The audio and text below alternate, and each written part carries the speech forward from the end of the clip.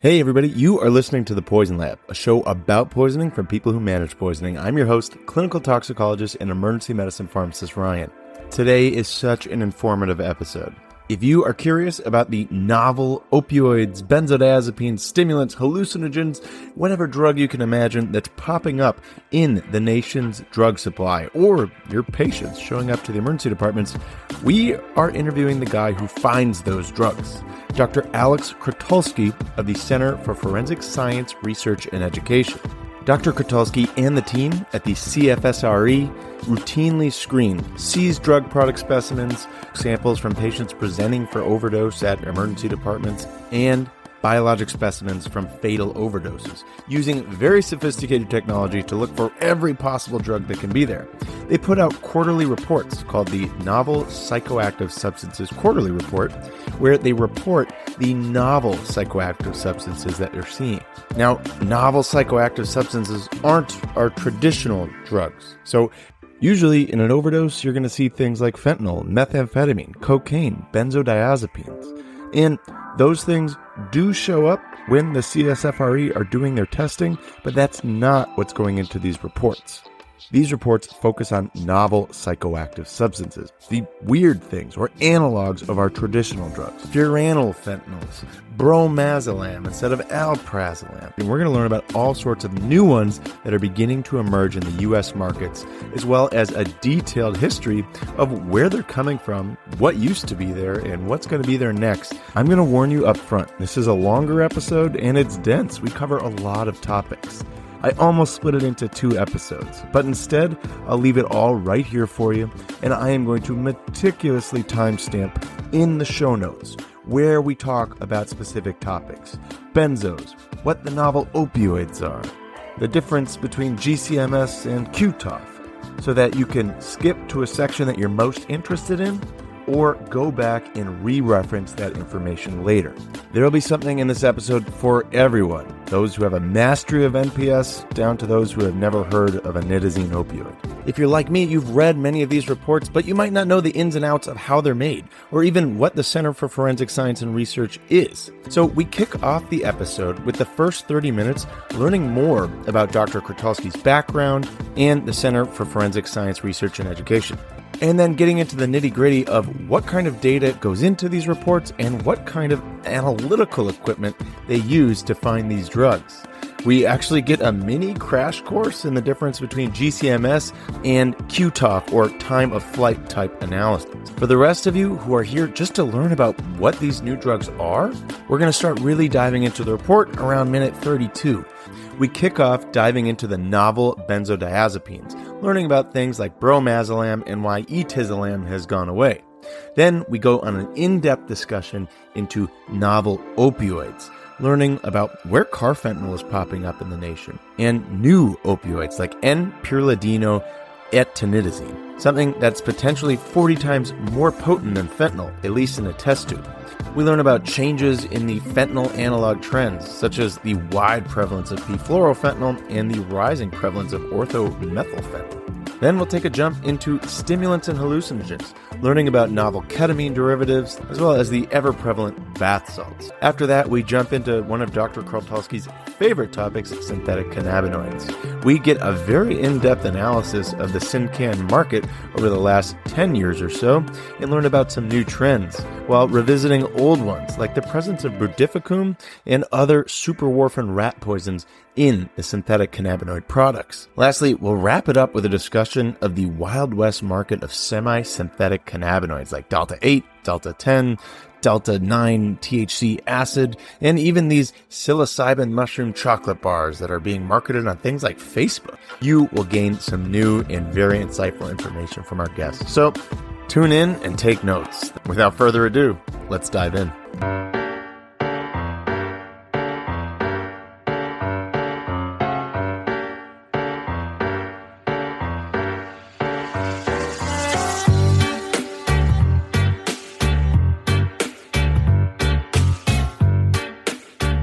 Hey everybody, you are listening to The Poison Lab, a show about poisoning for people who manage poisoning, and we have such an exciting expert guest on today.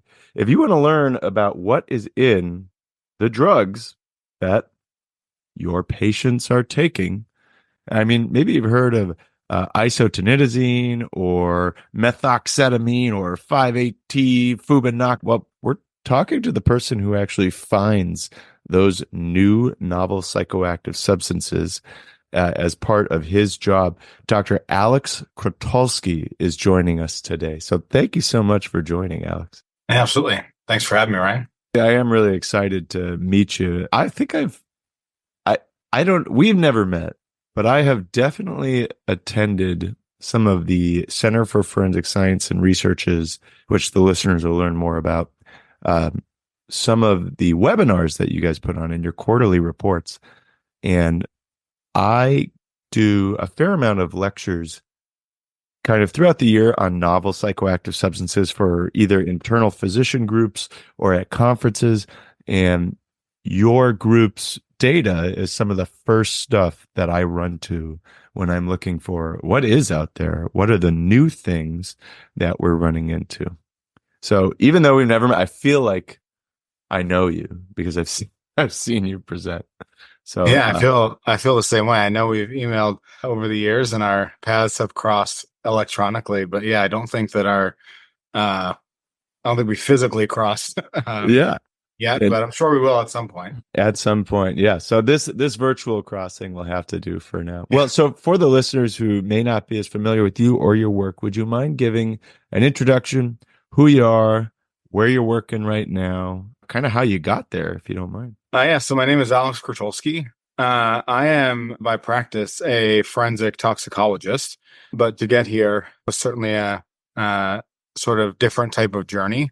So I have a bachelor's degree in chemistry, and my interest really from the start of my educational career was always in chemistry. And that's what you'll mostly find with many forensic toxicologists, is that our backgrounds are mostly in sort of the chemistry, analytical chemistry realm. I have a master's degree in forensic science, and that's where I got to learn about what forensic toxicology was. I'll say when I was in high school, I had no idea what forensic toxicology was, but once I started learning more about forensic science and kind of all the subdisciplines that go under forensic science and learning more about drugs and their effects on humans and kind of what happens in that medical legal setting, forensic toxicology became extremely interesting to me. And I kind of latched onto that and found really a home in what is really an amazing community of people in the forensic toxicology world. And after I got my master's degree in forensic science, ended up getting my PhD in chemistry. So that's kind of my educational background. Throughout all of that time, did a whole bunch of research in the forensic space, mostly in the forensic toxicology space, and that's what led up to me joining. So I've been working at the Center for Forensic Science Research Education now this will be my 10th year. So have been here almost a decade. Wow. So yeah, it's been quite a journey.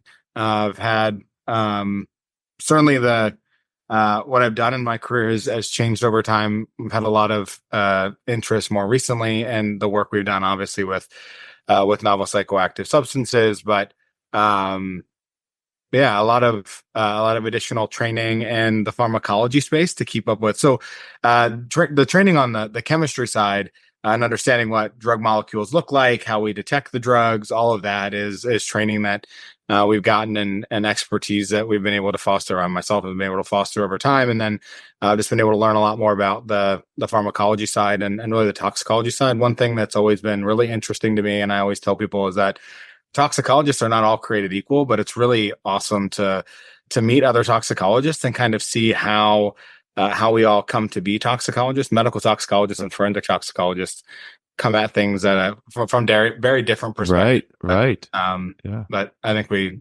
have obviously a shared common goal in the end. So yeah. Toxicology is a very broad scope. We all have different backgrounds, but we're all examining sort of, the effects of substances on a biologic system in one way or another. And I love the fact that we have such diverse backgrounds.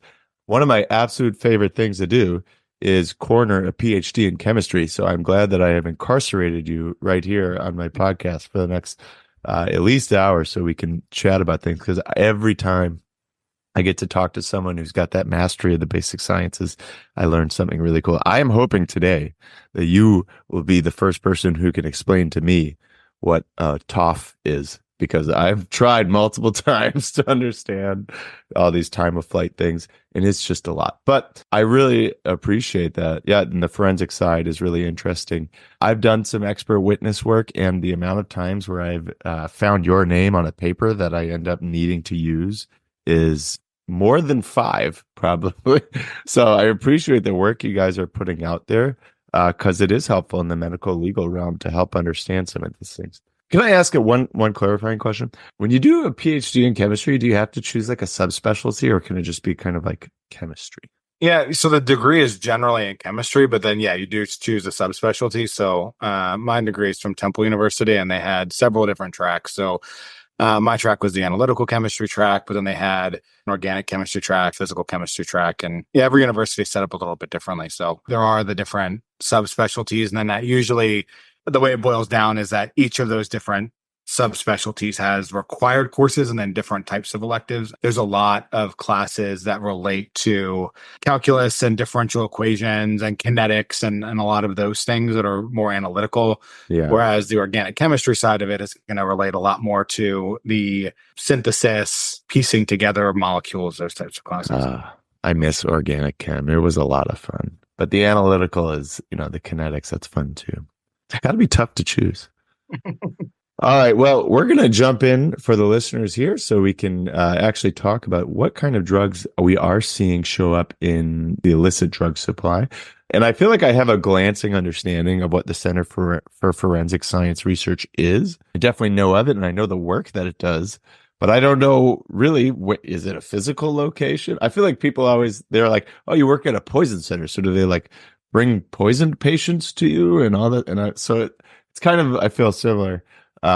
Where people know what something is, but we don't really know. So would you mind giving us some background on what the Center for Forensic Science Research is, potentially who works there, and what is the goal of the organization? Sure. Yeah. And I think the reason it's a little bit mysterious is that we are very much kind of like a unicorn. So the CFSRE is a 501c3 nonprofit organization. So that makes us very unique in that it is probably pretty impossible to think of another nonprofit forensic laboratory in the United States. So we feel, we sit in kind of a very unique role.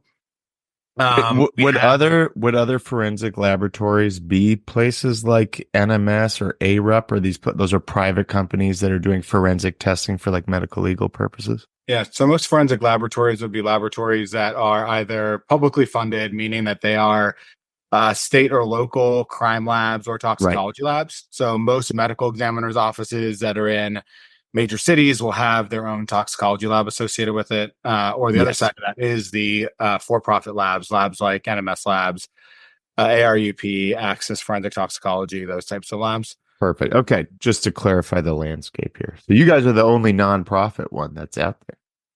I wouldn't say we're the only nonprofit. There are probably some others, but we're definitely in a very unique space. And there are definitely pros and cons to it. The con of working for a nonprofit is that we have to seek out our funding. We're not a budget item on a city's budget or on the federal government's budget. So we have to seek out our funding.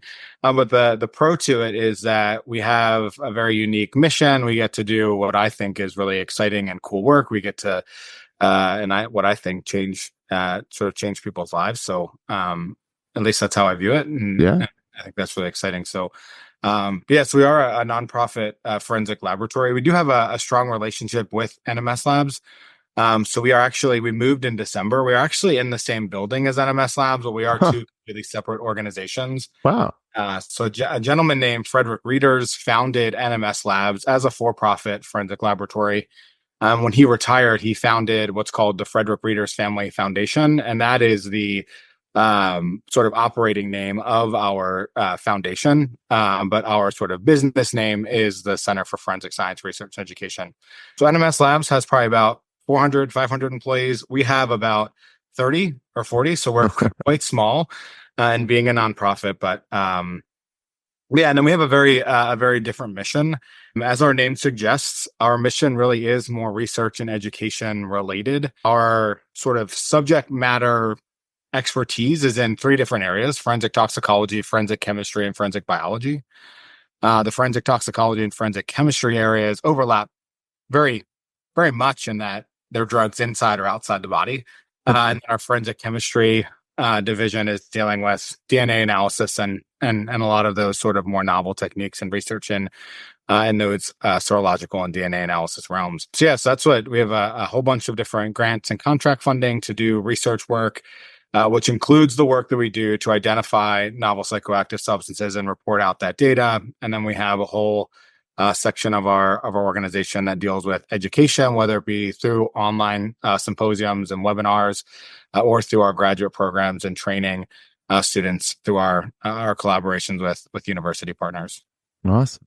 So the NPS Discovery Program, the Novel Psychoactive Substances Discovery Program, that is sort of an initiative of the Center for Forensic Science Research and Education, CFRSCE? CFSRE. I was so close. All right. CFSRE. Is NPS Discovery a part of that? Yeah, so NPS Discovery is a program that sits under the CFSRE. Yeah. Okay. And this is what we're largely going to be talking about today, the Novel Psychoactive Discovery Program. Do you have other programs that are going on in terms of the CFSRE, their kind of toxicology and chemistry blanket? We do. We have other programs that are in the educational realm as well. We have different STEM programs. We have a high school science program and things. But we do have other sort of sub-disciplines under the CFSRE in different areas. We have an initiative with the State Department. We have work that we've done looking at drug-impaired driving and different research in that area. But yeah, our NPS Discovery Program, so we launched our NPS Discovery Program in 2018, really as a response to the fact that we felt like information on NPS wasn't being shared very well. At that time, we had a collaboration with Customs and Border Protection, and we were getting samples from express mail facilities. So samples coming into the United States through express mail. Those samples were being sequestered, sent to us. We were identifying new drugs entering the United States. We were identifying them for the first time. We didn't really have a good way of telling people that we were identifying those drugs and those drugs existed in the United States. So that's why we initially launched our NPS Discovery Program in 2018. And since then, things have just sort of expanded and exploded. Early on, we were excited about telling people that drugs existed, but we very quickly found out that wasn't the end of the story. We needed to tell people, well, how often were we seeing them? Where were we seeing them? What were the impacts? And that's really how our program has grown.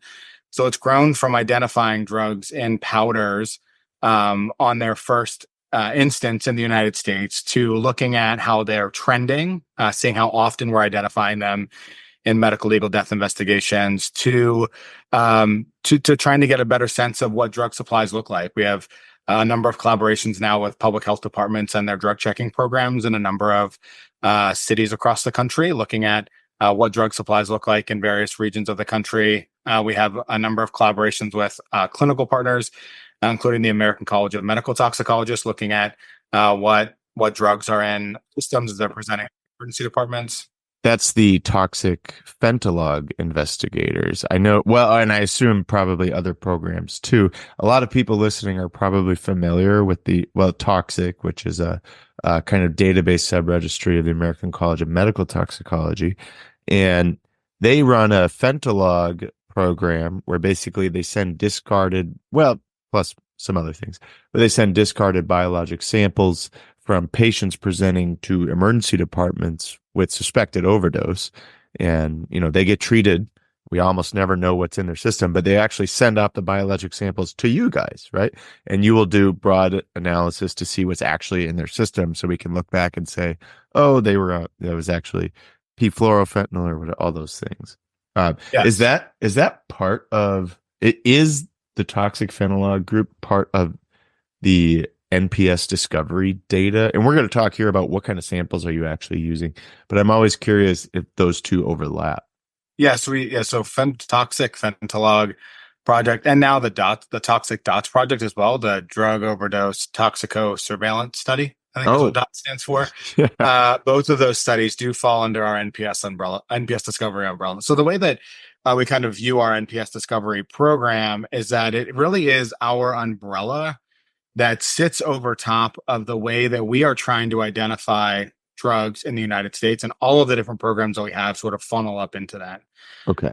So those two programs, or those two studies, in our collaborations with ACMT, fall under our NPS discovery program. And for the first time in Q1, the NPS that we're identifying as part of those studies do now or are now included in our trend reports. In the trend reports. Okay, so let's get into those right now. So one of the reasons I find this so valuable is you guys put out these quarterly and annual trend reports of the different types of substances that you're finding. So let's talk about what samples you're doing this testing on. So as you just told, as of now at least, you're looking at, patients presenting to emergency departments, and if urine or blood is left over, you guys are going to do some testing on that if they're part of the toxic registry. So either the DOTS program or the Fentanyl program. That's accurate? Yes. So there's three different sample populations that flow into our trend reports. The first is our drug materials, which come from our collaborations with crime labs and with public health departments. The second is our forensic toxicology populations, which are primarily medical legal death investigations, so toxicology samples in collaboration with medical examiners and coroners. And then the third is our clinical populations, which are these samples that you're mentioning, that are samples that come from the ACMT projects, which are people who are presenting to emergency departments. Initially, it was really focused on opioid overdoses, but it now really has expanded to opioid and stimulant overdoses, but actually really includes kind of all almost indiscriminate overdoses at this point, because a lot of times especially with the way the drug environment is, you may have multiple drugs on board, you may have NPS, so we have no idea what their toxidromes are going to look like. So we get samples that aren't necessarily just sort of your typical opioid toxidrome. Right. So we have product, we have fatality kind of samples, and we have living patient samples. And you're kind of doing broad analysis. And when somebody doesn't know what they're dealing with, they're going to send it potentially to you for a broad analysis of what's going on. I guess to understand how the quarterly reports work. So when I looked at them, I'm seeing all sorts of novel psychoactive substances. So for example, let's look at the opioid quarterly report. We're reporting out on nitazines. We're reporting out on carfentanil is on there.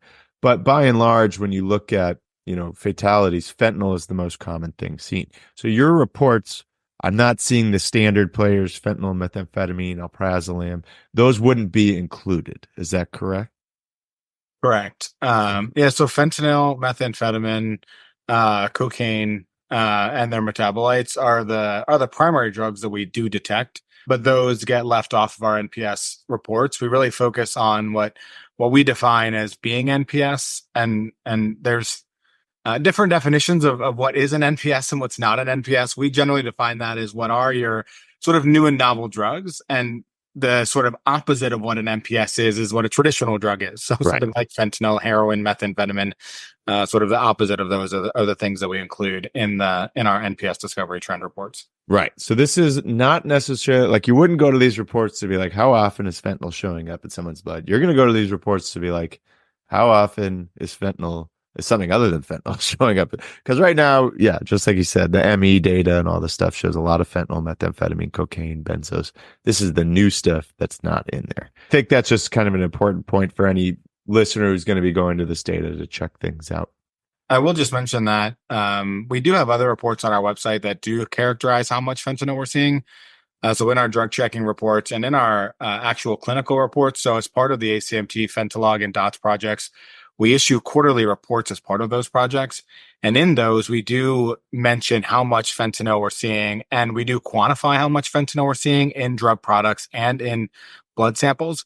So in those specific reports, if somebody is interested in seeing how much fentanyl we're seeing, that can be in there. But for our NPS reports, we specifically kind of filter all of those legacy drugs, those traditional drugs out, and do focus more on the new and novel drugs.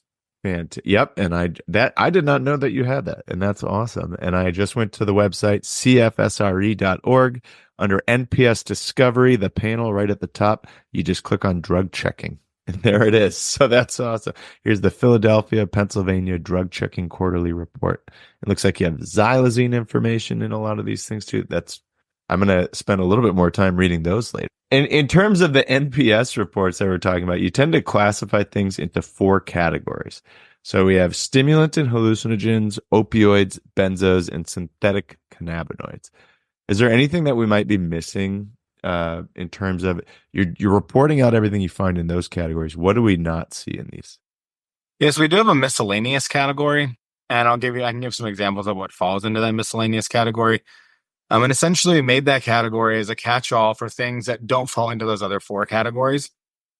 And things that are in the miscellaneous category are things that we don't know the pharmacology of. There have been drugs that have emerged, or if maybe we don't call them drugs, they're just substances that we don't really know the pharmacology of. We don't know if they're going to be stimulants. We don't know if they're going to be depressants. We don't know how they're going to affect the central nervous system. So we've kind of put them in this miscellaneous category. We have continued to see them over the years. They're drugs like Furanyl UF17, things that people may or may not have heard of. We don't see them. They're not sort of the sole cause of death. They're not things that are really of high priority, but we've seen them. So those go in that miscellaneous category.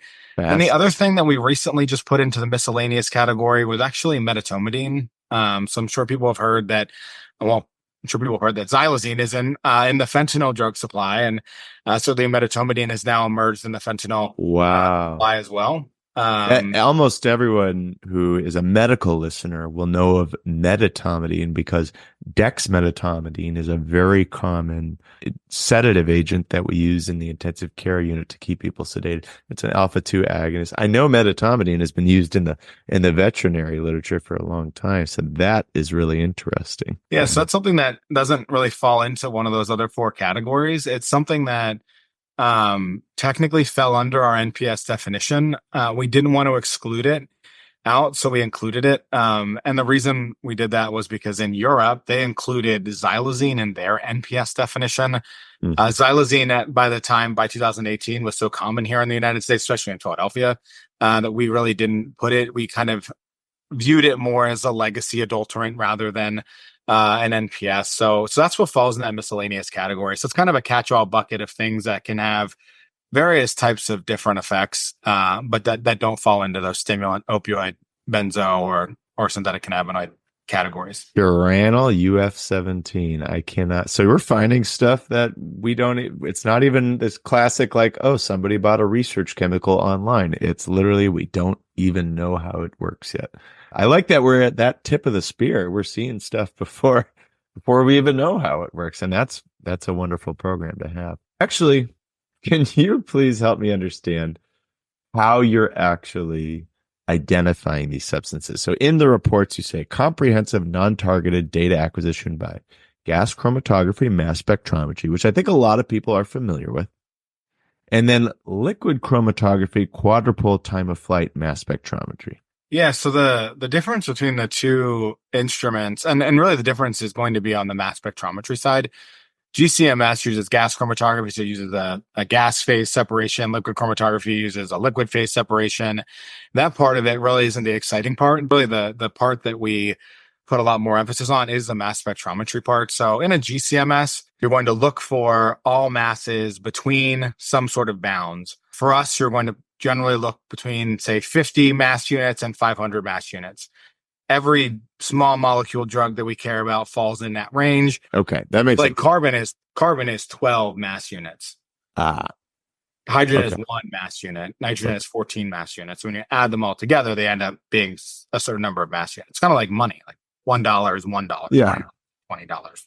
Okay, that makes sense. Yeah. So in a GCMS, you're going to identify things, like I said, based on unit mass: 100, 151, 336. Right. And what that ends up sort of correlating to is really a chemical fingerprint. But again, that was all based on this unit mass resolution where the number is just a number. There is no decimal place. If we transfer over to QTOF and other what are called high resolution accurate mass spectrometers, they have they acquire much more accurate mass data. So a lot of times we like to think carbon weighs 12, hydrogen weighs 1, oxygen weighs 16. But there's something called mass defect, in that there are actually numbers past that whole digit. Right. And that's what high resolution accurate mass relies on. It relies on that difference. And when you start a chemical formula has obviously more than one carbon, more than one hydrogen. It has many.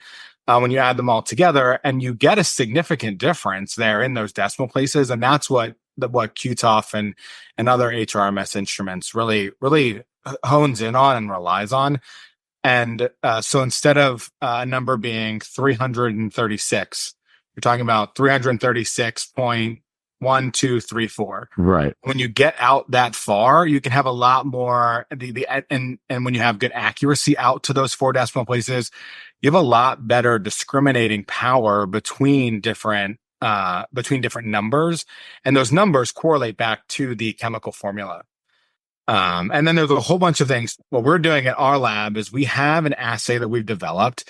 So no matter what, no matter if we know the drug exists or not, the data is going to be collected. The mass spectrometer is going to collect the fact that and then we can do a lot of cool things on the data processing side to go in and say, okay, well, does this match to a new standard I'm adding to the library database or whatnot? We've had a lot of success in using this approach. When we started out in 2018, I think our library database probably had 800 drugs in it. If that actually probably less, it probably had like 500 or 600 drugs in it. Our library database now is at that 1,200 drug mark. So that means we have 1,200 drugs that when we detect them with our QTOF, we can confirm them and report them out. QTOF, massive library, also able to discern to a much lower or a much smaller view. If it's like a microscope, you can go down to the 400 magnification on this one, as opposed to GCMS, you're going to like the 10 magnification in terms of the differences between two things. Does that sound right? Okay. Yeah. Well, it does bring up 2 different concepts. The first is specificity. So definitely QTOFs are more specific than GCMS is. The other, though, is sensitivity. And QTOFs are also more sensitive. So a QTOF is going to be able to pick up smaller amounts of drugs. Not only is it going to be able to distinguish things better, it's going to actually be able to detect smaller amounts at a way lower threshold. Okay. So it's kind of both of those are leading into that microscope zooming in type of analogy. Okay. Well, why don't we jump into what we're finding on this LC or on these QTOF analysis of drugs, of blood, and of postmortem samples. So in the April report, which was just released, Hi folks, Toxo here. If you want to dive into the report yourself during the show, check the show notes for a link to this report, or head to cfsoe.org. Q1 2024 trend report, and this is breaking down benzos, opioids, stimulants, hallucinogens, and synthetic cannabinoids, NPSs, so ones that are not traditional, that we're finding. And when we look at the benzodiazepine report, I'm seeing all sorts of interesting substances, adonizolam, phenozolam, flualprazolam, and these appear to be almost entirely toxicology specimens. So that would be in our living samples, right? Or our deceased postmortem investigations. But by and large, the number one substance I'm seeing, and one that I've had a number of patients tell me they're using or withdrawing from, is bromazolam. So I'm wondering if you could comment a little bit on how long you've been seeing that, maybe give us any background you have on bromazolam, and if this is something that you think is sticking around. Yeah. So for the listeners who have sort of known the NPS benzodiazepine market in the United States for the last decade, they'll probably remember that there used to be a lot of consistency in the market. 8 years ago, 5 years ago, 3 years ago, atizolam was king. It was the number one NPS benzo that we saw, and it was always around. And there didn't really ever look like anything was going to happen to atizolam. Probably about 4 or 5 years ago, flualprazolam came on the scene, and then you had for a number of years sort of this co-challenging for number one between atizolam and flualprazolam. And those were really the 2 big players in the NPS benzodiazepine market a few years ago. And then the market was really upended by the World Health Organization's scheduling of those 2 drugs internationally. That happened in March of 2022.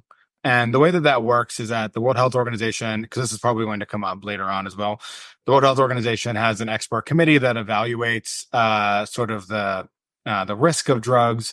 It's an international committee that has different scientists that serve on that committee. They write reports, and then eventually a group decides on whether those drugs should fall under the UN conventions, drug conventions, or not. And they decided ultimately that they should. When WHO makes that decision, countries around the world that abide by the UN drug conventions have to follow suit and schedule those drugs. And the DEA did do that here in the United States. However, at that point, Etizolam and fluoxetine were already going away. And that really opened the door for Bromazolam. So getting back to your question about when Bromazolam first started sort of coming on the scene, Bromazolam, I think we probably identified first in 2020 or 2021, but its explosion in positivity happened as a direct result of the scheduling of fluoxetine and etizolam. Relates to the point that it became overwhelmingly the predominant NPS benzodiazepine that we saw in mid-late 2022, all throughout 2023, and now into 2024. And now the question is, well, how long will Bromazolam stay around for? And the answer to that is not very long, because just in March of this year, WHO ruled that Bromazolam will be international, or it was internationally scheduled. So we do expect Bromazolam will now also go away this year, and we'll have a new benzodiazepine later this year and into next year that will become sort of the primary NPS benzodiazepine that we see on the NPS. Fascinating. So all my patients who are coming in on Bromazolam withdrawal, I might see more of that because they're going to run out of their Bromazolam. And I believe Bromazolam is a triazobenzodiazepine, which are kind of similar to the Xanax. And I could be wrong on that, so I'll fact check that. Oh yeah, that's correct. Yeah, it is correct. So Bromazolam is alprazolam, but the chlorine is replaced with a bromine. Oh my gosh. That's fantastic. So alprazolam is well known, or at least there's plenty of case reports out there for having some of the most severe withdrawal because this specific structure could sometimes be refractory to other benzos. So there's case reports of alprazolam responding only to alprazolam. There's case reports of alprazolam withdrawal mimicking pheochromocytoma, which is this like horrible cancer that essentially makes you lose all this weight because you're secreting all these catecholamines. It looks like almost like we call it the hot, tacky, crazy toxidrome, but almost like a meth overdose where you're hot, sweaty, tachycardic, and, kind of agitated. Alprazolam withdrawal can look really sympathetic, we call it, where you get too much fight or flight. So Bromazolam is in that same class. I did not realize it was just a bromochlorine switch. Alprazolam. So that could be concerning. I guess if the next one on the market isn't a triazolo, I wonder if we'll see more severe withdrawal because it might not be as treatable. That's it. Yeah, so this is kind of hard to predict. The alprazolam analogs definitely seem, because fluoxetine was the same way, although fluoxetine was not the removal of the chlorine. I think it was just the addition of, but fluoxetine is very, very structurally similar to alprazolam as well. Right. So, I mean, that's kind of the trend in that the alprazolam like analogs are the ones that have been more common recently. Likely due to, they probably are the ones that have the higher potency. Especially when you compare that to things like dizalkylgidazepam, some of the ones that are structurally more related to diazepam, those are going to probably have your lower potencies compared to some of the alprazolam like analogs. So it's kind of hard to predict what the next big benzo is going to be. But I mean, there'll be something there to replace it. I think the one thing that I just want to mention in relation to NPS benzos is just a reminder that maybe not a reminder, but just a point that there's really now two buckets of populations where we see these NPS benzos. We see them in counterfeit Xanax tablets. Mm-hmm. So people who think they're buying Xanax and it ends up being Bromazolam and it's not alprazolam.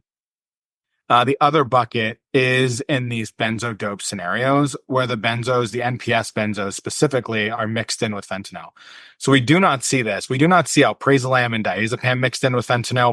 We specifically see the NPS benzodiazepines mixed in with fentanyl. And it's the same reason why xylazine is being mixed in with fentanyl. It's you have these other CNS depressants that cause sedation that are being added in with fentanyl. It's very common in the Midwest for us to see these combinations. So of these high number of bromazolam cases we have, especially toxicology cases, I'd be willing to bet if we went back and looked at the co-occurrence with fentanyl, the co-occurrence with fentanyl is going to be very high. It's going to be greater than 50%, might even be greater than 70%. So you've got these two different buckets of why we're seeing these NPS benzos, and sometimes they're overlapping populations. You have some people who are using opioids and then using benzodiazepines separately, but then you have that population who is using benzodope, regardless of whether or not they want to be or not. That's just that they're using, and they're consuming opioids and benzodiazepines at the same time because that is the opioid product that they're buying. Yeah, that's no surprise to most listeners that the illicitly sourced substances are frequently contaminated with all sorts of adulterants.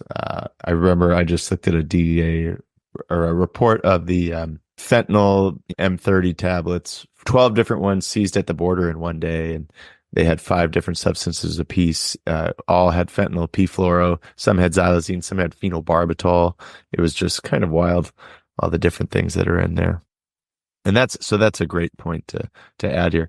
When you're looking at the samples, the forensic samples, for the I guess what's the drug product samples?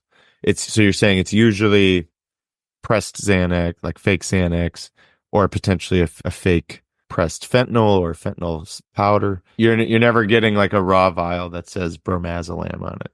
Usually not. Yeah. Okay. I have a friend who works in an emergency department in Denver, and he texted me a picture of a patient who came in not the patient, but the substance the patient had, which was literally a vial that said bromazolam on it. And I was like, what is going on? So some people, vial. Yeah. And so some people know, it looked like actually one that you would draw up in a syringe, but yeah, some kind of a way to dispense it. But some people potentially are even just buying this online. And you said it's currently unscheduled in the United States? Or I actually don't. So yes, technically. This is though where this gets into a bit of a gray area. So it will have to be scheduled by DEA as they follow suit on WHO's international scheduling.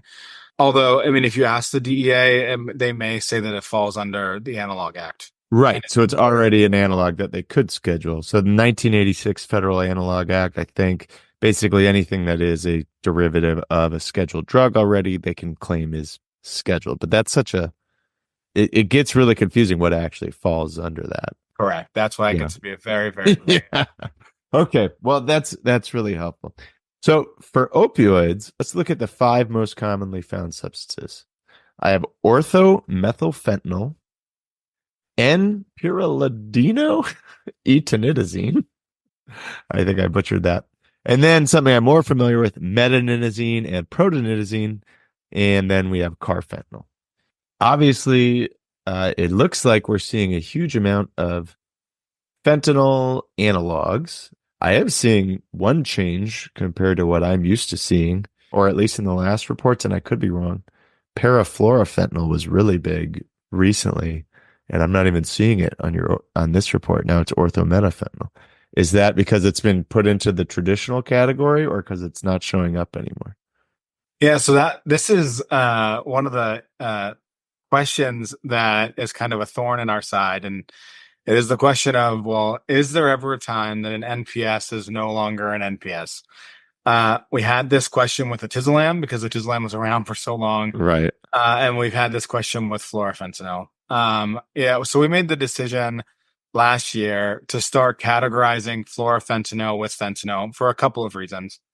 The first reason is that we have so many cases of fluorofentanyl that it blows the rest of these out of the water. In Q1, we had 330 cases of fluorofentanyl, and for orthomethylfentanyl was at 49. So if we put if we put fluorofentanyl on this graphic, you pretty much lose and almost don't even see the rest of them because the bar for fluorofentanyl is so large. So that's one of the pieces. The other piece is that, and I often say, I use the kind of analogy of if it quacks like if it walks like a duck, quacks like a duck, it's a duck. I use that for NPS. If there are just some of those things where I feel like it acts like an NPS, if it seems like an NPS, it's an NPS, and just feels like fluorofentanyl doesn't fit that mold anymore.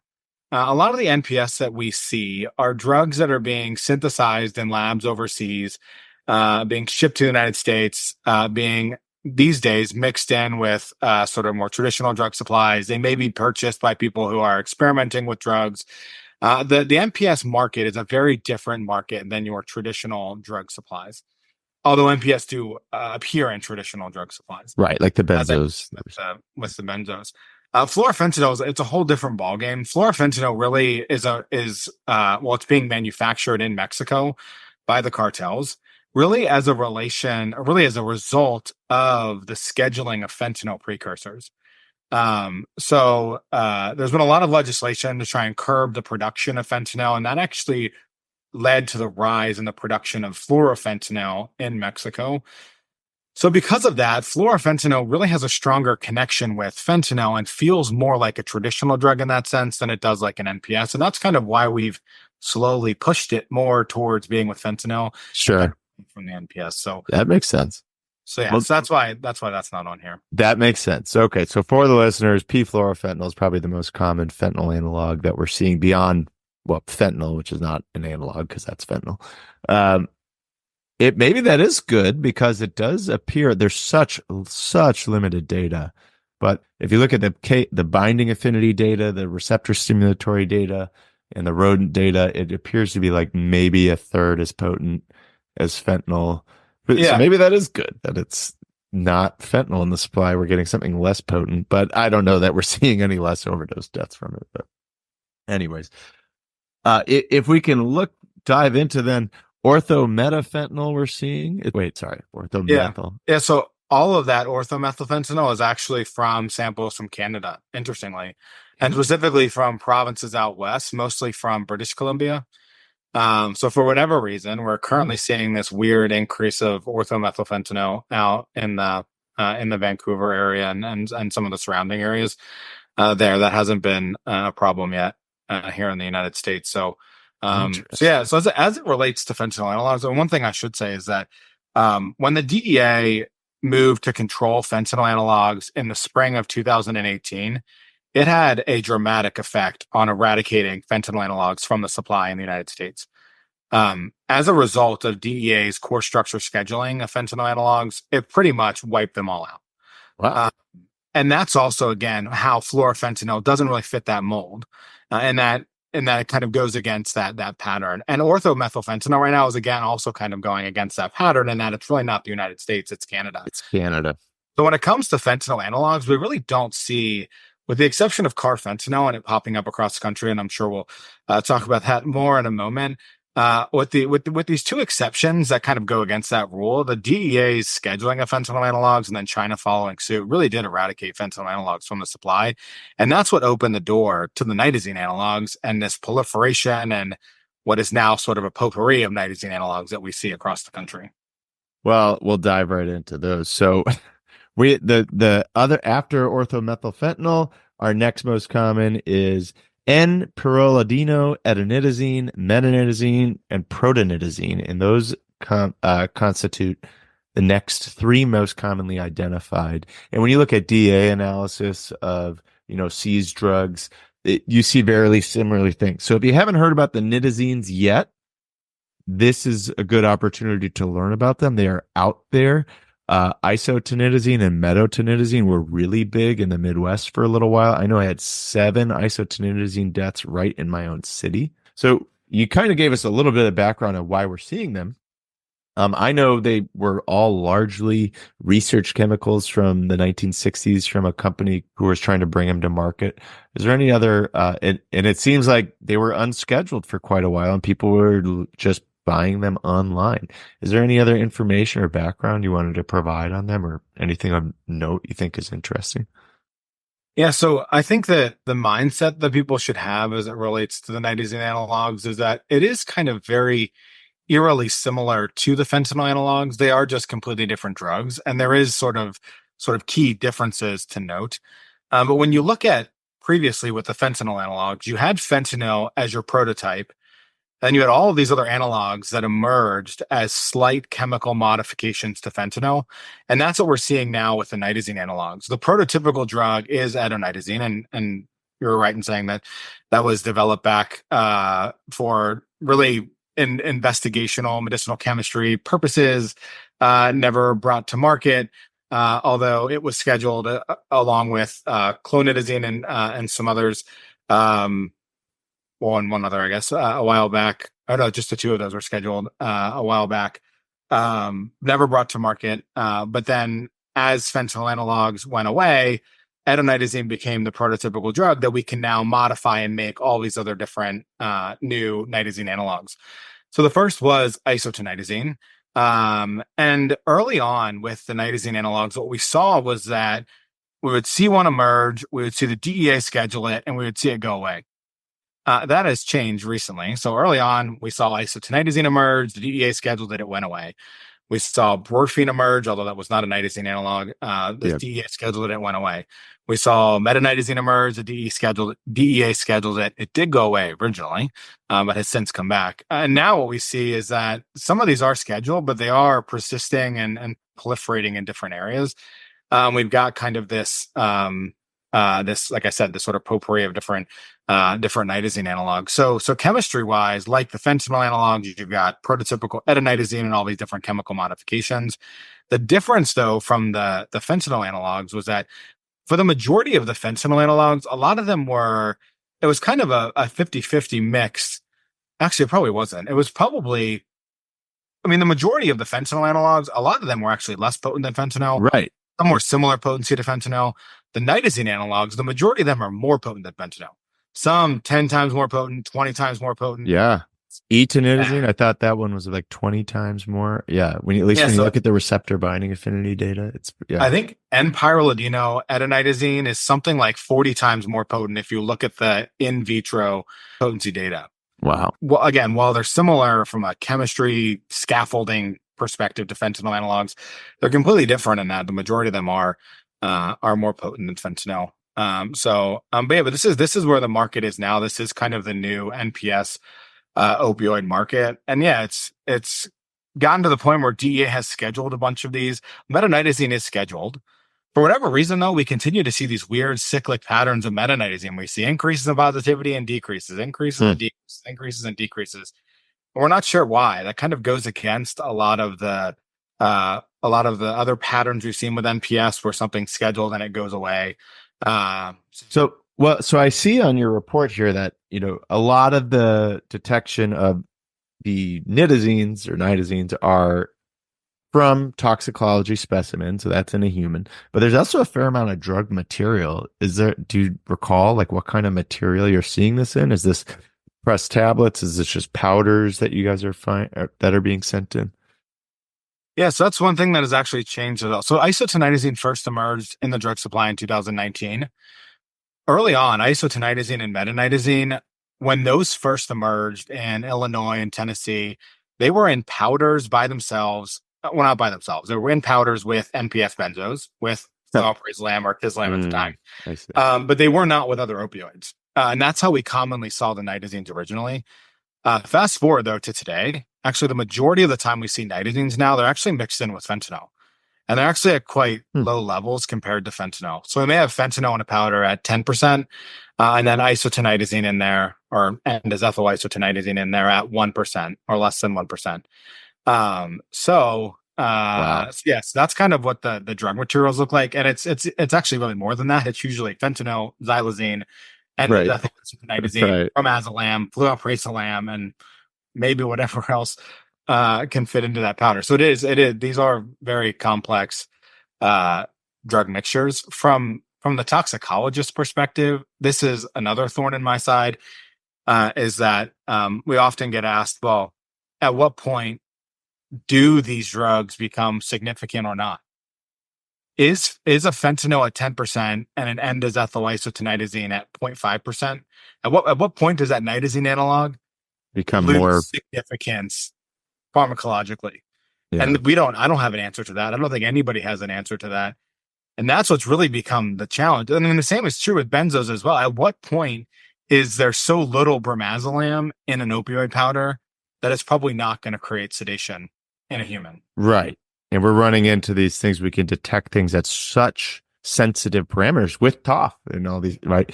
That, are we detecting things that in reality aren't really playing a massive role, especially with these novel things that, we'd have zero standardized reference ranges for what implies toxicity, what doesn't.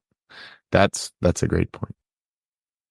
Well, I'm glad we're at least seeing them, though. It helps us understand what the actual landscape is looking at. You brought it up already. We have to talk about Carfentanil. How often are we seeing this? I mean, I guess it never. You could argue that it's not an NPS because it's been around forever, but That is true. it's popping up. I see right here on your report. It is, in this quarter there was 5 specimens of carfentanil, 4 of them in people, and 1 in a drug material. So, can you comment at all on first, actually, what drug materials are you seeing this in? Is this another one that's frequently seen with powders mixed with other opioids, or is it kind of standalone? Just to clarify, 4 people in 3 powders. Oh, 3. Oh, sorry. I'm zoomed out on my screen. I need my glasses. Okay, yeah, powders. Yeah. So yeah, I mean, you're absolutely right in that carfentanil has been around. Well, carfentanil has been around probably definitely longer than I've been alive. It's had its outbreaks here and there, and yeah, it's gotten to the point of, right, could you declassify it as an NPS? The one thing to really note off the bat about carfentanil is that the current carfentanil outbreak, or if you want to call it an outbreak, is different than the carfentanil outbreaks of the past. In the past, we would see, for example, huge carfentanil outbreak in Cleveland, Ohio, where you had powders that were just carfentanil.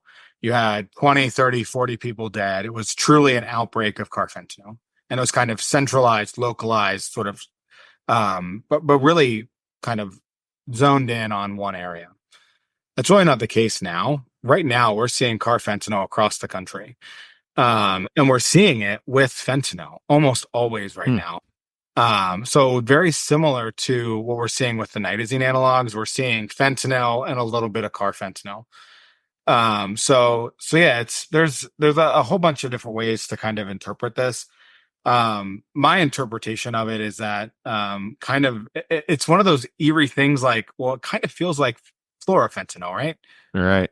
When you have carfentanil that widespread across the country, that's not coming from one guy buying this from China or one person sourcing this from somewhere. Yeah. There's no way that you've got dealers or manufacturers, dealers, people making up drugs in Maine and Rhode Island and Illinois and California and Florida, all doing the same thing. It's just a very weird scenario. So the good news behind all of this is that we're not seeing like high purity carfentanil powders. Right. We're seeing it's usually pretty low amounts, again, with fentanyl. But yeah, again, it's across the country. And it looks, and I'm just looking at the kind of the trend of your quarterly report. 2022, there was a big jump, 4% positivity, it looks like. But then at least it did seem to die down a little bit, and it's coming back now. But at least we're not in the worst that it's been. Hopefully we're not going back to that trajectory. But that is really fascinating. So Yeah. co-formulated with fentanyl, usually a powder. That is that it's like the boogeyman out there. There's, carfentanil, although now that we have potentially, at least in vitro etonitazene analogs that are 40 times as potent as fentanyl, they might not be the only thing to care about anymore. This always brings up all these questions about naloxone resistance when we start hearing about carfentanil being in the area. I have a lot of, although there's some good animal data that you can reverse a pretty large chunk of carfentanil with 2 milligrams of naloxone. So I don't know that I worry about it too much, but it's always something that gets talked about, and with good reason, because it's so potent. Well, that was really enlightening to learn about. Nitazenes are out there, orthomethylphenol, the fentanyl analogs. We're still seeing carfentanil. There's one on here, Dipianum. Dipianone. I hope the listeners are going to enjoy how bad I am at pronouncing these. Dipianone. What is that? I've never even heard of that. Is that Yeah, it's an opioid as well. If you look at it, its structure will look a lot more like something like methadone, more than fentanyl or oxycodone or any of your other opioids. Yeah, it's one of those rare ones that we see here and there. Its activity is pretty low. One thing that, from a forensic toxicologist standpoint, that is always fascinating to me is that when we quantify a drug, we can usually tell pretty well if it's a potent drug or not. And dipianone is one of those good examples. Like when we have an overdose case and the concentration is 2,000 nanograms per mil, that's a pretty good indicator to us that it's not a very potent drug. Yeah. Where you sort of juxtapose that with protonitazene, you have a death at 2 nanograms per mil. Right. I mean, it's not to say that someone couldn't use sort of a mega dose and still get to that high of a concentration with something that's ultra potent. But yeah, so dipianone's pretty low in potency relative to some of these others. And you'll actually see as you go up the list, something like metodesnitazene, dipianone, AP238, etodesnitazene, all of those are actually quite low in potency. I think there's a reason why we see those less commonly. Right. One is probably because they're less desirable. And the other is that because they have lower potency, they just might be less implicated in the types of samples that we analyze. Right. So it's a little bit of sampling bias. You're not going to see people die from it. So you're not as likely to get or become intoxicated from it so severely they'll go to an ED. So you're less likely to actually pick up those samples. But those are the people I care about. So it is good to know what's in there. Well, I'm going to have to push us forward. We got to get through 2 more things, and I have so many more questions. So let's jump into stimulants and hallucinogens. This section here has so many substances I have never really even imagined thinking about.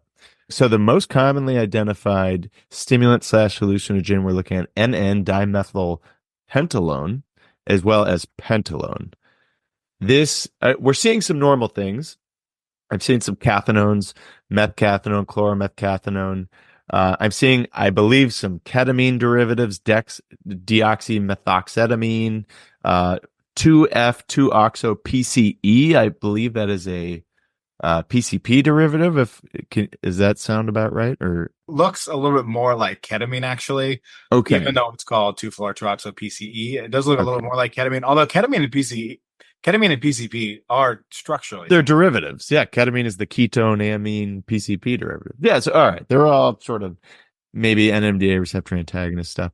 Okay, but let's talk about pentalone. I'm seeing this a lot on here. What is going on with pentalone? Yeah, so dimethylpentalone is the primary synthetic cathinone that we see, and pentalone is its metabolite. So that's why we see that commonly, and we include that in there because we see it so commonly. So yeah, so N,N-dimethylpentalone, is, well, I'll just call it dimethylpentalone because you say without the ends, is really just the next wave of the most prevalent cathinone. So if for those who have sort of kept up with the cathinone trends over the last decade, you had methylone, then you had butylone, then you had N-ethylpentalone, then you had utylone, and now you have dimethylpentalone. The thing you'll notice in there is that these are all the lones, or the YLONEs.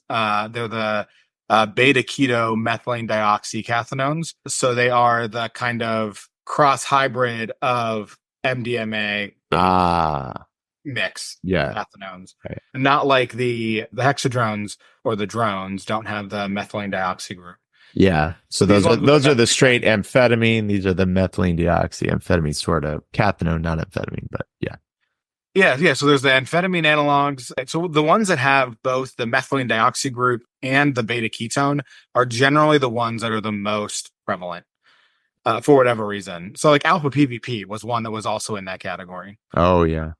So so something like chloromethcathinone, methylmethcathinone, those have the beta ketone, but don't have the methylene dioxy group. Those have been very common in Europe, but for whatever reason, those have not been very common in the United States. In the United States, we like the methylene dioxy group and the beta ketone. So that's why we like the loans here. So dimethylpentalone is just is just the next cathinone in line. Similar to Bromazolam, WHO put this on the list for international scheduling in March. So we do expect this to be replaced later this year, and that's kind of why our numbers, we think why our numbers are sort of going down currently. But yeah, so that's that. You'll see Eudalone is still on the list. Eudalone, again, was the prior most common cathinone that people will probably remember from a couple of years ago. That was internationally scheduled as well, and that fell off. And so is the cycle that just keeps going for it. Right.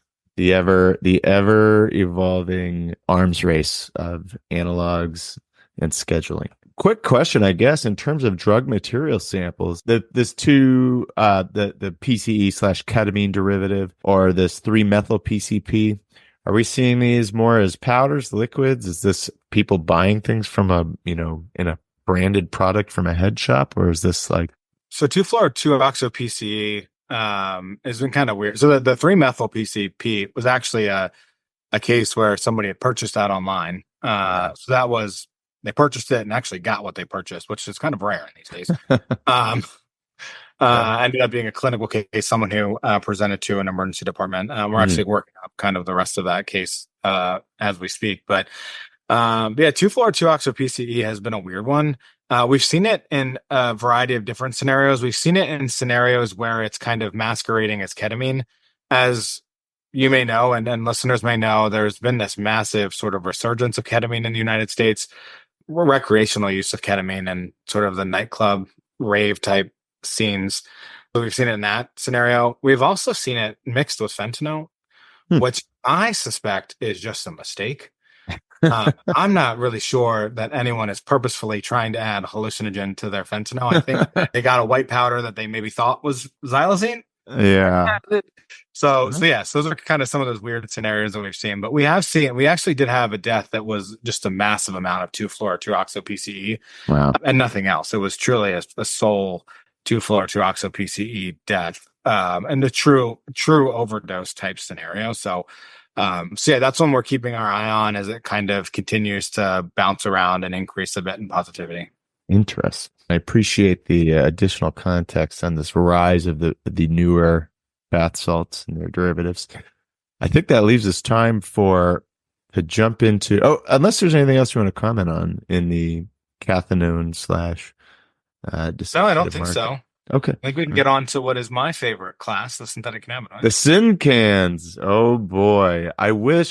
Can they please just, I love saying them, but I'll never remember a single one of them.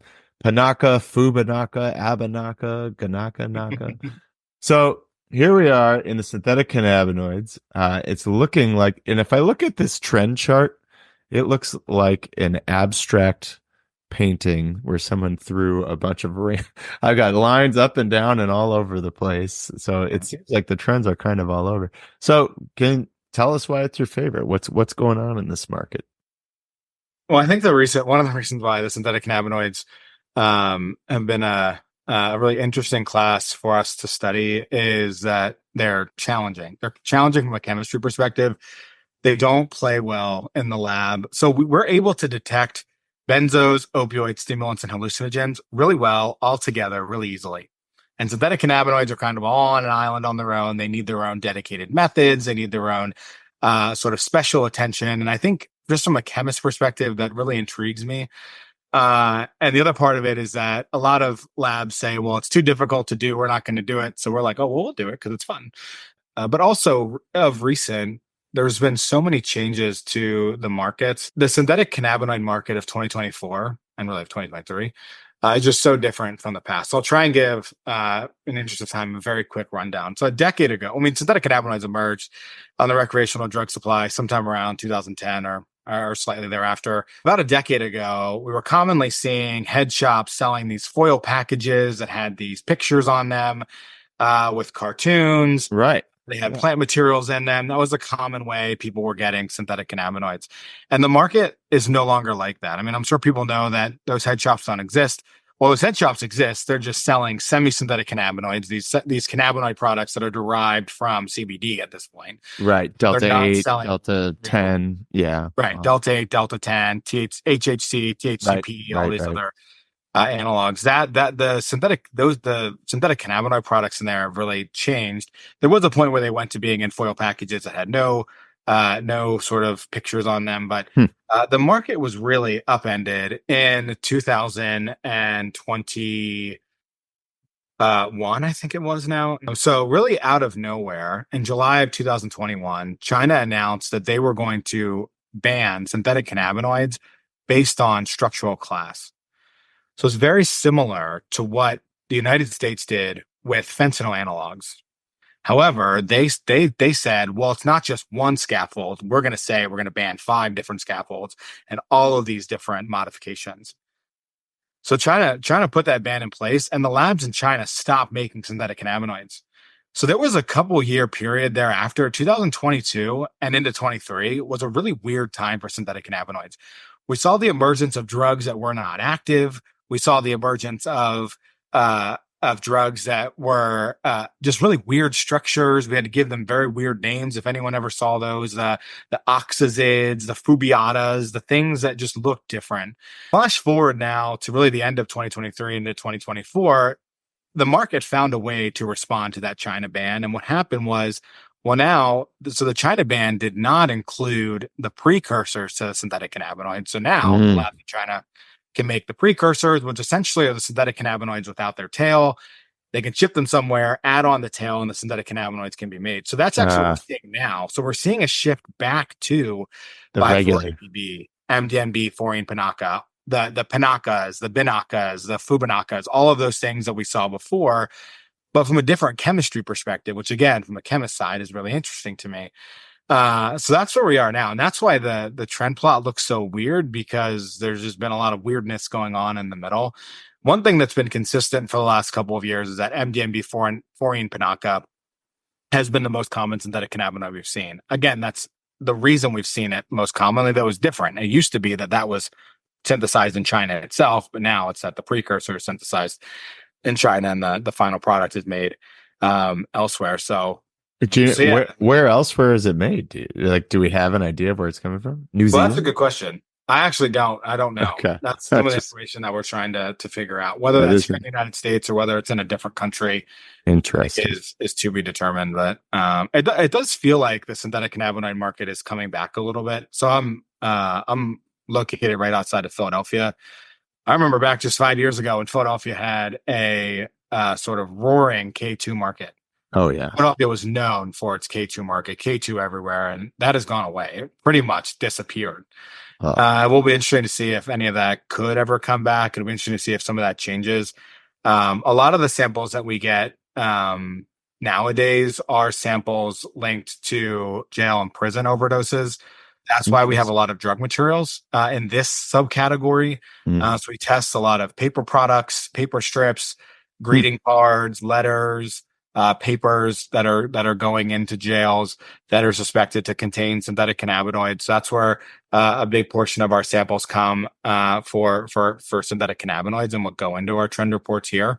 And that's kind of where a big portion of our focus has been in trying to work with different public health departments to not only do the testing to figure out what synthetic cannabinoids are there, but to help push that messaging and that. Because one of the challenges that we've seen is that you could have 5 people standing around, all 5 people smoke the paper, only one person dies. We're trying to figure out why is that. We're doing some research now to figure out, is it hotspots? Is it distribution of the actual, like within the material? Right. Yeah. There's also been other really weird scenarios where fentanyl has been on these papers that we've gotten. So we're trying to figure all of that out, but yeah, so that's kind of the synthetic cannabinoid market in a nutshell. They still exist; they're still out there. They're not something that you'll encounter just by going about your normal everyday business, or at least for us. Yeah, we certainly do detect synthetic cannabinoids in the ACMT, Fentolog, and DOT studies from time to time, but it's not like Bromazolam. It's not like pyrrolidino, Etonitazene. It's not like dimethylbenzodiazepines. A little harder to find. They're really more of the needle in the haystack type of interest. Can I put? Do you have a hard cutoff at? I do not. That's great, because I realize I don't either. We could go a little bit past, because I do have that's fine. Since we do have some time, I would love to actually learn a little bit more, because synthetic cannabinoids are a clinical or medical toxicologist nightmare, because we never know if it's in there. see people sometimes intubated in the ICU for 5 days because they can have half-lives of, multiple days and be 800 times as potent as THC and full agonists as the CB1 receptor. There's so many issues with them. And there's always a new one that we do not know anything about.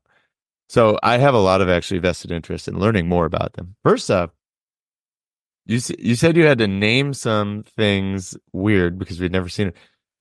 And if this is going to be too confusing, just tell me. But is there an easy way to understand the naming conventions of these cannabinoids? Because I am always perplexed as to where they come from. So easy, maybe not. However, there is a systematic approach that we use. So unlike every other drug class that we've talked about, there are some rules as to why Bromazolam got its name. There are some rules as to why we named N-pyrrolidino etonitazene the way we named it. Right.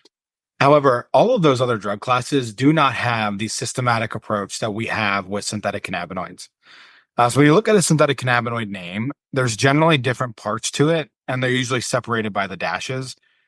And depending on those different parts, they relate to different portions of the molecule. Structural frameworks. Okay. Right. So something like MDMB fluorine pinaca, the MDMB. So there's also different portions of the synthetic cannabinoid molecule. You have the head group, you have the linker and core group, and then you have the tail group. So MDMB refers to the head group. The P in pinaca refers to the pentyl tail. Then the 4-ene refers to the double bond on the pentyl tail. And the inaca refers to the core and the linker. So synthetic cannabinoids, once you understand, it's almost like deciphering a code. Right. Once you understand the letter code, like I can look at a name and already picture a structure. Right. I can't do that. It's like any chemical structure of, you have the language to describe the true chemical structure.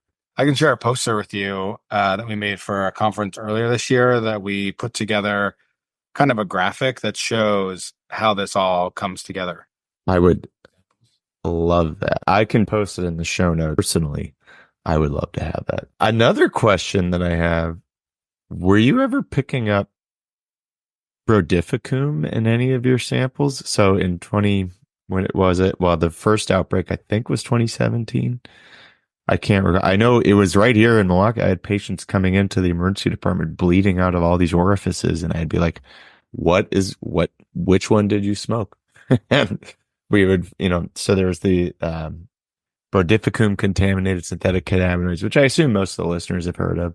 They were quite a headache because it's very hard to keep someone's INR less than, 2 for over a year with vitamin K. And we see this pop up every once in a while.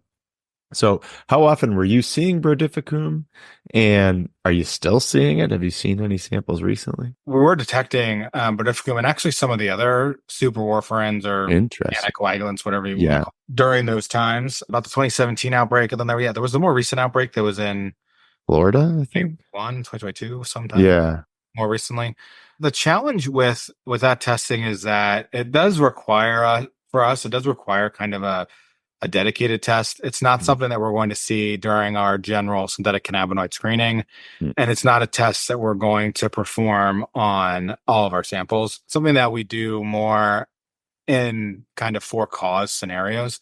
Yeah. So yeah, we actually had a really interesting case out of Tennessee back in, I think it was actually I think we got the case in like 2018, where we had a case where an individual died, but he had what's considered like a trophy case. He had over 200 foil packets of all of the synthetic cannabinoids that he had consumed. Oh, wow. And he kept the trash instead of throwing them away.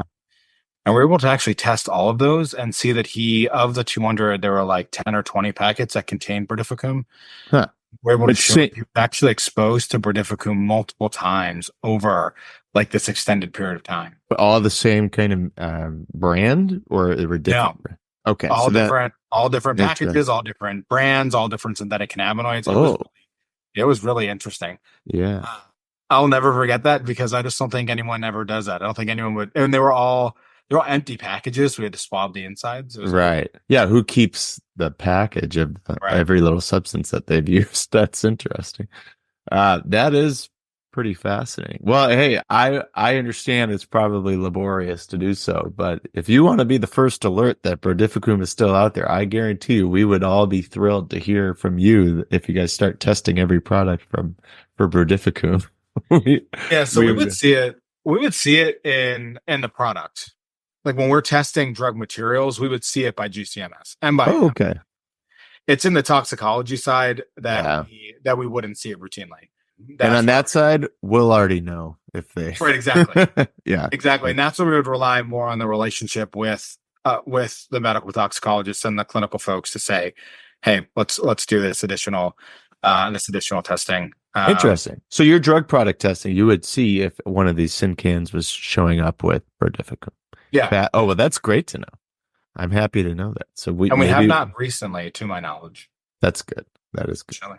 Yeah, it just still baffles me how it even happens in the first place and why this, but and I will say that it was really hopeful in the outbreak, and again, whatever that was, 2021 or 2022, that most recent outbreak in Florida, I was really hopeful that we were going to get an answer as to why. And it only confused me even more. There are so many theories, so many that there are some that make sense and some that don't make sense, that it is like almost confusing to even. Which ones do you think don't make sense? I would be very curious to hear your perspective because I think you'd be very knowledgeable on it. I know there's some have suggested it's actually a synthesis error because they're like these high, multi heterocyclic compounds. You actually could see some similarities between the compounds. So maybe they were trying to make this and they accidentally made a little bit of brodifacoum too. But I don't know. Like, what do you think doesn't make sense? The two that I think that are definitely the most questionable. The one is the enhanced effects to make the synthetic cannabinoids more euphoric. Oh, yeah, I've heard that too. That I think that's a bit questionable just because of the fact. Does it? Like what? Right. I've heard something about too, like an enzyme effect trying to enhance its like pharmacokinetic, like how long it lasts, but they all last way too long. So I don't know. Yeah, and part of that was something like one of the theories was like getting drug to the brain faster or something like that. I don't know. Oh my gosh. So many That's different insanity. theories. The other one was there's this theory that the core structure of the superwarfarins is similar enough to the synthetic cannabinoids that they felt like that was actually that could be a CB1 agonist. Huh.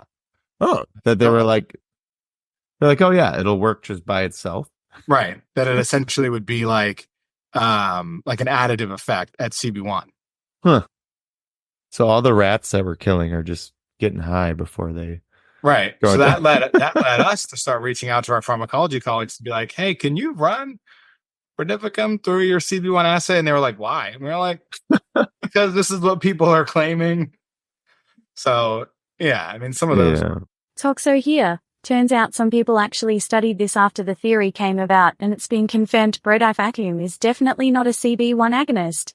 A link to that study is in the show notes. Back to the show. I wish I knew why a lot of these different drug combinations come up. I mean, there's like the xylazine and fentanyl makes sense to me. You went from a product like heroin to fentanyl, where you've got more euphoria but shorter acting. People felt like they wanted to make fentanyl feel more like heroin, add something on the back to create sedation. That logic in that makes sense to me. Yeah. Make fentanyl feel more like heroin by adding xylazine, by adding benzos, by adding whatever. Yeah. Some of these other theories of like why you would add, like when we were seeing synthetic cannabinoids laced into fentanyl, that was very weird. And we saw that several times in Philadelphia. To the point that it's like, is there like a drug user, not a drug user, is there like a drug manufacturer forum that I'm not aware of? You go on there and they're like, hey, try this combination. We think it's going to be the best. Oh, yeah. Because there's like, fentanyl and synthetic cannabinoids, brodifacoum and synthetic cannabinoids. Yeah. We've seen cathinones and synthetic cannabinoids. Oh, that sounds like a nightmare. Straight onto plant material. Oh, great. So like, are these mistakes? That's a 6-day ICU admission.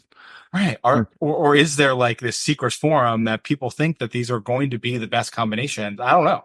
I got to assume some of it is, the reason why every package says this was made in a facility that contains nuts. These are not highly sophisticated mixing processes going on. You have one blender and you sell two different drugs. Sometimes they go in the same blender afterwards and you pick them up. But then there is obviously sometimes there's intentional, right? So it feels like the brodifacoum addition definitely felt intentional. Yeah, that feels very like, is it malicious? There's so many questions. Right. I don't know. Well, I appreciate your perspective on that as someone who's been spending a lot of time and has an in-depth understanding of it. I do have one more question. So we've talked about benzos, we've talked about opioids, new stimulants, and the synthetic cathinones that are still prevalent.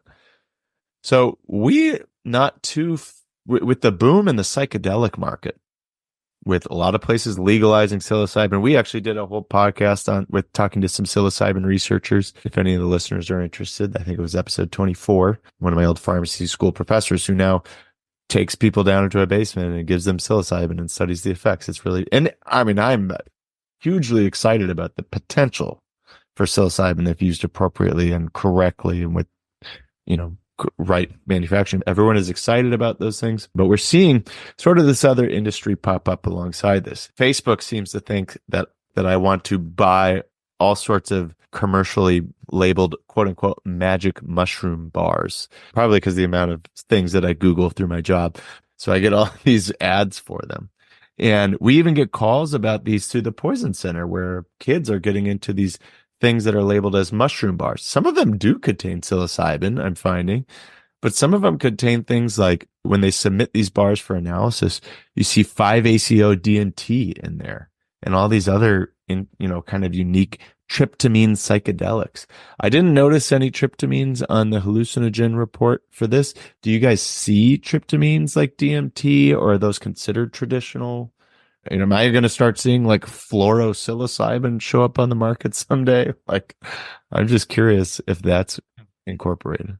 And we do see dimethyltryptamine for sure. We just don't characterize it as an NPS, so it actually removed off of here. But we have had several cases of DMT recently. The whole psychedelic market is rather interesting. I will say from a lab perspective, anything that is in a food or something that is supposed to be eaten or anything that's in like a lotion or weird material is usually really difficult for us to analyze. So like when we get these mushroom chocolate bars, they are like, we would rather just throw them away than test them. We don't. We go through the process, but the process is difficult. You're sitting there and you're like breaking the chocolate bar apart. Yeah. Try and find the pieces of mushrooms to like harvest them. Yeah. Yes, because it's not like a powder where there's fentanyl in it. So they're very difficult to analyze. And one of the challenges analytically for us is that some of these products do contain quite small amounts of these different drugs. So that can be challenging. When it comes to the toxicology side, we just historically have always seen low numbers for hallucinogens, for NPS hallucinogens. And I think there's really two sides to that.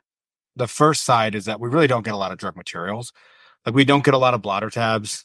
So we don't see a lot of the LSD analogs. We don't get a lot of mushroom hallucinogen type samples. Can I clarify? Like, so this is maybe a sampling bias of the CSFRE. Is there another group that is getting that?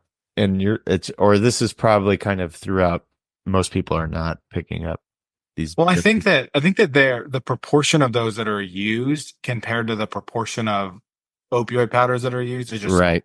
Yeah. I think some of that that's another one like the synthetic cannabinoids. That's another one where you kind of got to go hunt and like find. Like that's not just something that's going to randomly crawl across your desk. Yeah. So there's some effort that needs to be put in there. The other side to it too is on the toxicology side. There aren't as many adverse events with some of these psychedelics as there are with the other drugs. If bromazolam was not commonly found with fentanyl, we probably would not have as many cases of bromazolam. Interesting. If I think about the amount of patients I see in the emergency department for psychedelic related issue versus opioids, stimulants, it's, astronomically not psychedelics that are so that makes a lot of sense. All of those different factors kind of play into why we don't see a lot of the psychedelics.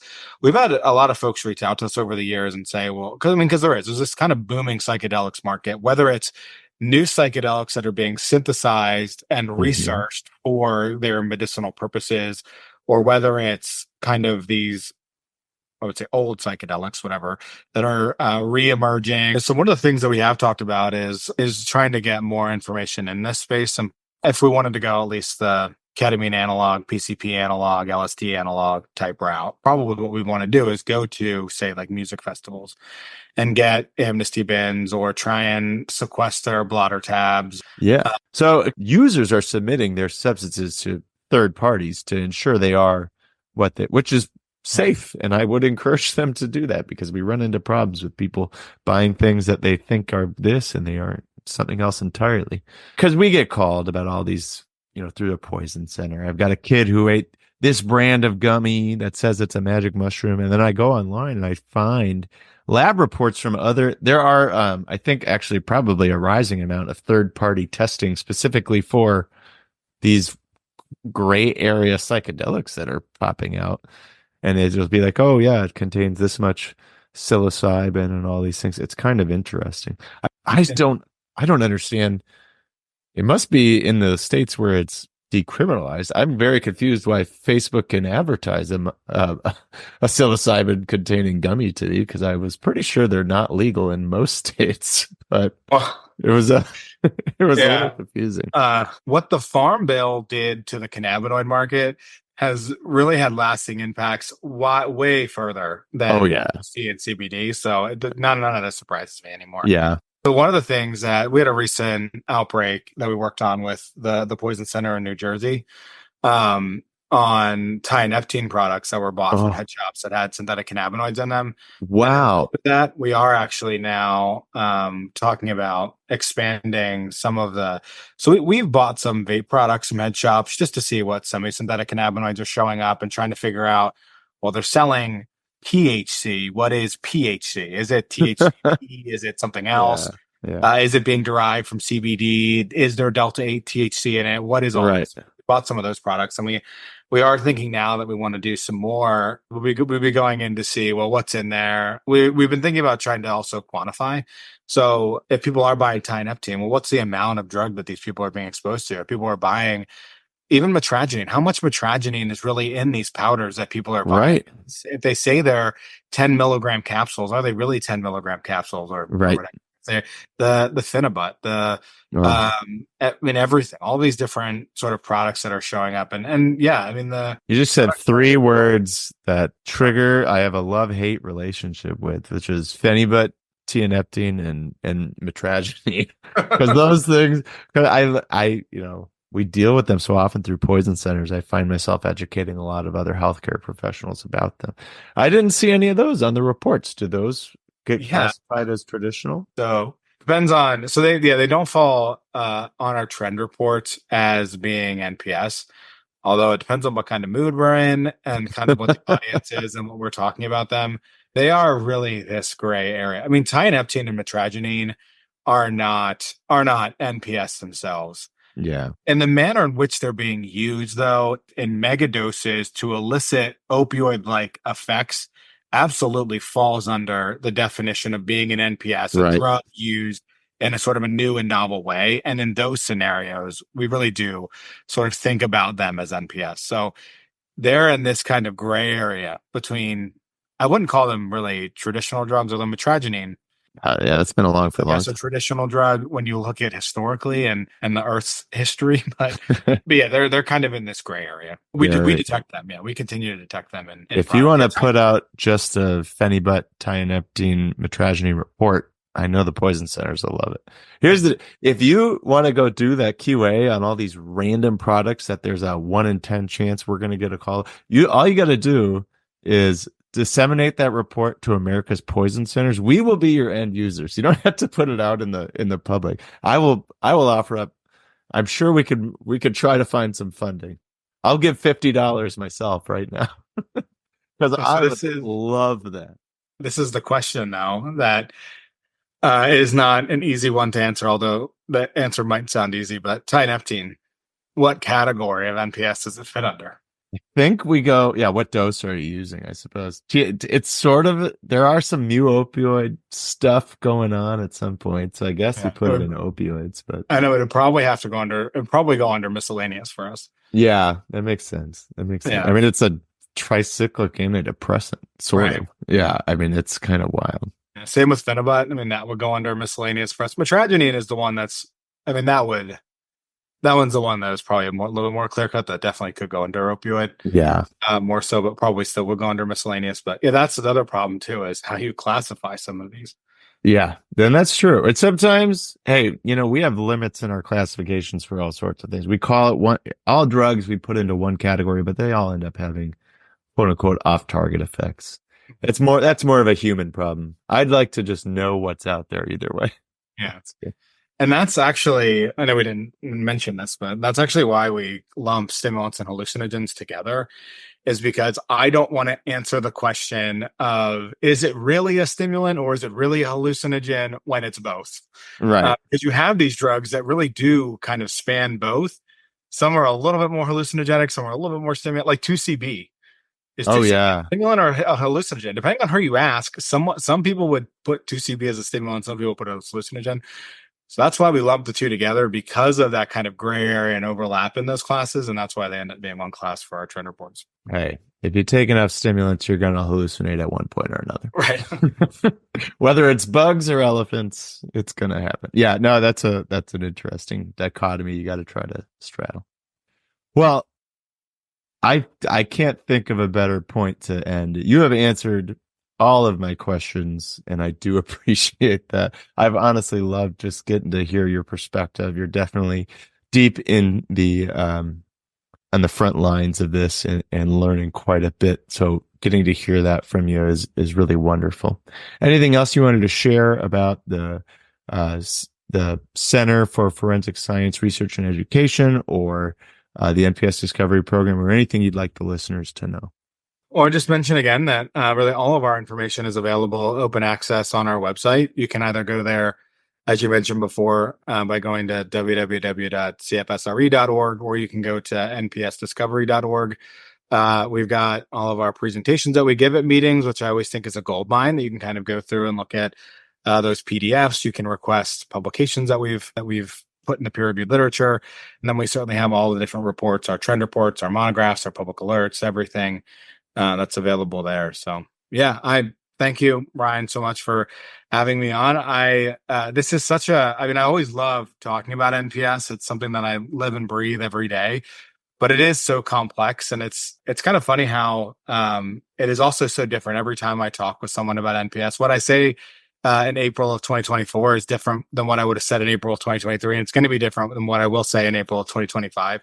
Markets are always changing, but it's always great to talk about it. I know that this probably ended up being longer, but there is always just so much to pack in when you talk about all these different drug classes, all what's going on across all these different drug markets across the United States. The NPS markets across the United States remain very dynamic and really very volatile now, as you see a lot of these drugs being mixed with fentanyl. So something we've got to stay on top of, remain vigilant with, and I appreciate you having me on to talk about all that.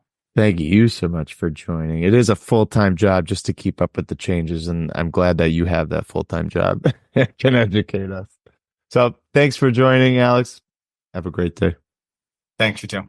What an incredible discussion. Thank you again to our guest, Dr. Alex Krotulski of the Center for Forensic Science Research and Education.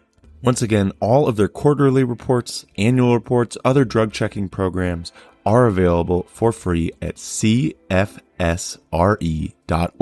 And you can check the show notes for a link to the quarterly report we talked about today and their website. I know I learned quite a lot, and I hope you did too. So many topics covered. Etizolam is out and Bromazolam is in for now, and it'll likely be on its way out again soon. We saw nitazenes with potencies potentially up to 40 times more potent than fentanyl. P-fluorofentanyl is so common that the NPS group is no longer even reporting it. And carfentanil is unfortunately popping up all throughout the United States. Bath salts are still a problem, and N,N-dimethylpentylone seems to be the most common one. Along with cathinones, we're seeing other things like ketamine derivatives of many different flavors start to rise. And the synthetic cannabinoid market is back again. While regulations may have blunted it briefly, there could be a resurgence due to some creative chemistry.